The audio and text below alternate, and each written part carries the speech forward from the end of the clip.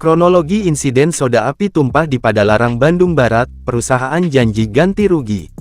Tumpahan cairan kimia berbahaya dari truk tangki membuat geger warga Bandung Barat, pada Selasa tanggal 24 Desember tahun 2024 pagi.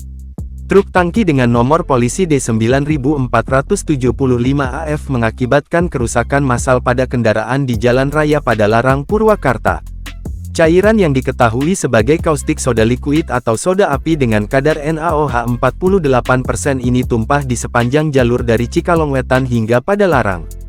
Menurut Kapolsek Padalarang, AKP Kusmawan, truk tangki tersebut membawa soda api dari produsen PT Pindo Deli di Karawang menuju gudang CV Yasindo Multi Pratama di Kecamatan Andir, Kota Bandung.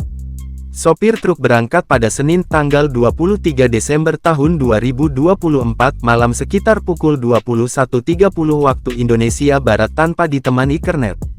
Perjalanan malam itu berlangsung normal hingga sopir memutuskan beristirahat di Kecamatan Darangdan, Purwakarta, pukul 23 waktu Indonesia Barat. Ia melanjutkan perjalanan pada pukul 4.30 waktu Indonesia Barat keesokan harinya.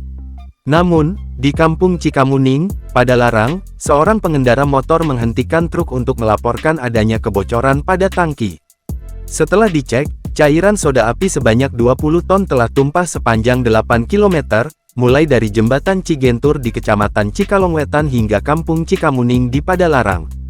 CV Yasindo Multi Pratama, pemilik truk pengangkut soda api, menyatakan kesiapannya untuk mengganti rugi. Linda, perwakilan perusahaan, meminta maaf kepada warga atas kejadian ratusan kendaraan rusak akibat cairan kimia di Bandung Barat.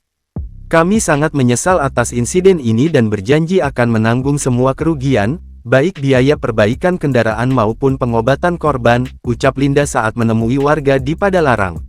Linda juga mengimbau warga untuk memperbaiki kendaraan di bengkel pilihan masing-masing dan menyerahkan bukti berupa kwitansi kepada pihaknya.